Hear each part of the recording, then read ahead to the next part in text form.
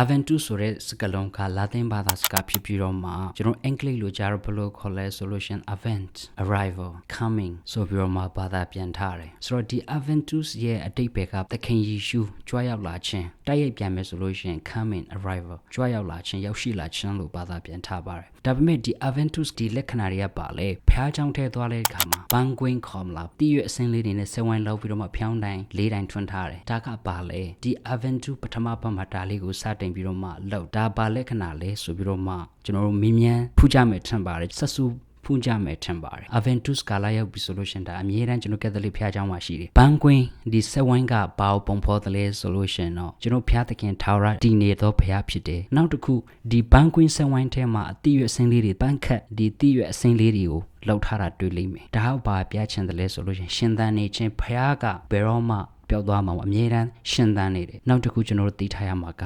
ဒီဖျောင်းတိုင်း၄တိုင်းအပါကိုပြောပြချင်းတယ်လေပုံမှန်ဆိုလို့ရှိရင်ကျွန်တော်တို့တွေ့တဲ့ကခရမ်းရောင်ဖျောင်းတိုင်း၃ခုရယ်ပန်းရောင်ဖျောင်းတိုင်းတစ်ချောင်းတွေ့ရမှာဖြစ်ပါတယ်ဆိုတော့ဒီဖျောင်းတိုင်း၄တိုင်းက Aventus ကာလ၄ပတ်အတွင်းကိုဖော်ပြချင်တာဖြစ်ပါတယ်ပထမတိုင်းကပထမပတ်ဒုတိယဖျောင်းတိုင်းကဒုတိယပတ်တတိယဖျောင်းတိုင်းကတတိယပတ်စတုထဖျောင်းတိုင်းကစတုထပတ်ဖြစ်ပါတယ်ဒါမဲ့တတိယပတ်မှာအယောင်ကမတူတော့ဘူးကျန်တဲ့ပတ်မှာအယောင်ကခရမ်းရောင်ပထမဖျောင်းတိုင်းခရမ်းရောင်ကဘာကိုပြောပြချင်တယ်လဲဆိုလို့ရှင် prophet ဖျောင်းတိုင်းလို့လည်းခေါ်တယ်မျှော်လင့်ခြင်းဤဖျောင်းတိုင်းလို့လည်းခေါ်တယ်ဘာလို့လဲဆိုလို့ရှင်ကျွန်တော်တို့ prophet Isaiah ကသခင်ယေရှုကြွားလာမယ်ဆိုတဲ့အကြောင်းကိုသူရဲ့ prophet ပြုချက်မှာပါလာဘယ်ထက်မှဖတ်လို့ရမလဲဆိုတော့ဟေစာယအခန်းကြီးခွန်အခန်းငယ်14မှာဖတ်မယ်ဆိုလို့ရှင်ဒီ prophet Isaiah ကတကယ်တော့ယေရှုကြွားလာမယ်အကြောင်းကိုသူကဟောထားတယ်ဆိုတော့ဒီပထမဖျောင်းတိုင်းဒီပထမပတ်ကမျှော်လင့်ခြင်းကိုဖော်ဆောင်ပြီးတော့မှဒီဖျောင်းတိုင်းကို prophet ဖျောင်းတိုင်းလို့လည်းခေါ်တယ်ဖျားကြောင်းသွားတဲ့အခါမှာ Aventus ကာလပထမပတ်မှာဒီဖျောင်းတိုင်းတစ်ချောင်းကိုပဲမြစ်ထွန်းမှာဖြစ်ပါတယ်သတိထားမိကြမယ်ထင်ပါတယ်နောက်ထပ်ဒုတိယပတ် Aventus မှာကြတော့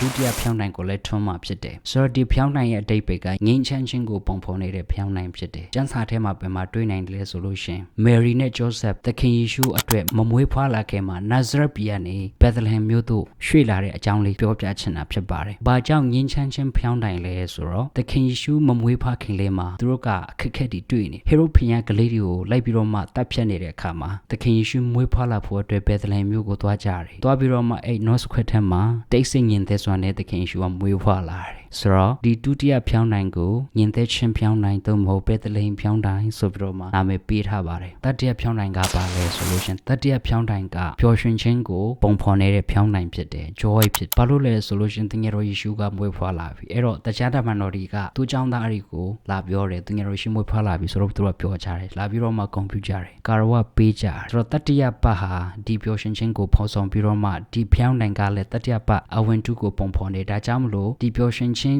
ကာလအတွက်အယောင်ကအပန်းရောင်ဖြစ်သွားတယ်ဆိုတော့နောက်ဆုံးဖြစ်တဲ့ဖျောင်းတိုင်းကဘာကိုပုံဖော်တယ်လဲဆိုလို့ရှင်ချစ်ချင်းမေတ္တာပြီးတော့မှဒီဖျောင်းတိုင်းကိုလည်းဘလို့ခေါ်သိလဲဆိုတော့တရားသမန်တော်ရဲ့ဖျောင်းတိုင်းလို့လည်းခေါ်သိတယ်ဘာလို့လဲဆိုလို့ရှင်သူငယ်တော်ယေရှုမွေးဖွားပြီးတဲ့နောက်ပိုင်းမှာတရားသမန်တော်ရဲ့ဆင်းလာပြီးတော့မှဒီသူငယ်တော်ယေရှုကိုဂုဏ်ပြုကြတယ်တခြင်းဆိုကြတယ်ချစ်ချင်းမေတ္တာကိုပြနေတဲ့ဖျောင်းနိုင်ဖြစ်သွားတယ်ပေါ့နော်စတုထပတ်ကချစ်ချင်းမေတ္တာကိုပြတဲ့ပတ်ဖြစ်ပါတယ်ဆိုတော့ဒီဖျောင်းနိုင်၄ခုပါဒီအဝင်တုကာလရဲ့ပထမပတ်ဒုတိယပတ်တတိယပတ်စတုထပတ်ကိုဖော်ဆောင်ပါတယ်၎င်းဖျောင်းနိုင်တိုင်းမှာလည်းအတိတ်ပဲတသက်ရှိတယ်မျောလင့်ခြင်းငင်းချမ်းခြင်းပျော်ရွှင်ခြင်းချစ်ခြင်းဆိုတော့ဒီတန်ဖို့ကိုပြနေတယ်ဒါကြောင့်လို့ဖျားကြောင့်ထဲမှာအဝင်တုကာလမှာဒီဘန်းကွင်းလေးတွေတွေ့ရပါတယ်ဖျောင်းတိုင်မီလောက်ထားတဲ့ဘန်းကွင်းပေါ့နော်ဆိုတော့ဒီဟာကကြည့်လိုက်လို့ရှင် decoration အလှပတစ်ခုလို့ဖြစ်ပေမဲ့သူ့မှာယုံကြည်ခြင်း reason ရှိတယ်ယုံကြည်ခြင်းရဲ့အ내ဖွင့်ဆိုချက်လေးတွေရှိတယ်ဆိုတာလေးကိုပြောပြချင်ပါတယ်